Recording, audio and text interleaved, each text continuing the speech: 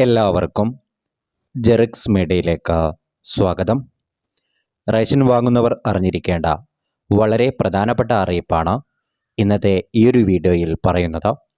എല്ലാവരും വീഡിയോ മുഴുവനായിട്ടും കാണാൻ വേണ്ടിയിട്ട് പ്രത്യേകം ശ്രദ്ധിക്കുക. 2024 വർഷത്തെ, അതായത് ഈ വർഷത്തെ അവസാനത്തെ റേഷനും പ്രഖ്യാപിച്ചിരിക്കുകയാണ്.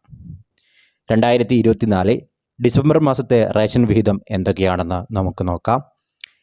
AAY കാർഡിന് 30 കിലോ അരിയും 3 കിലോ ഗോതമ്പും സൗജന്യമായും 2 പാക്കറ്റ് ആട്ട 7 രൂപ നിരക്കിലും ലഭിക്കുന്നതായിരിക്കും.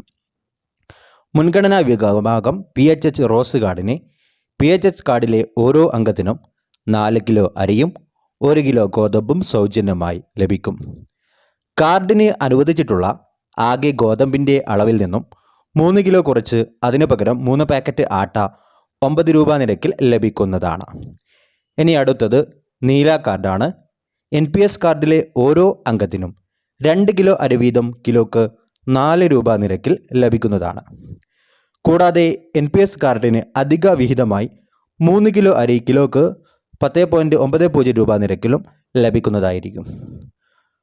അടുത്തത് വെള്ള കാർഡിന് NPNS കാർഡിന് 5 കിലോ അരി കിലോക്ക് 10.90 രൂപ നിരക്കിൽ ലഭിക്കുന്നതാണ്. ഇനി പൊതുവിഭാഗം NPIക്ക് NPI കാർഡിന് 2 കിലോ അരി കിലോക്ക് 10.90 രൂപ നിരക്കിലും ലഭിക്കുന്നതാണ്.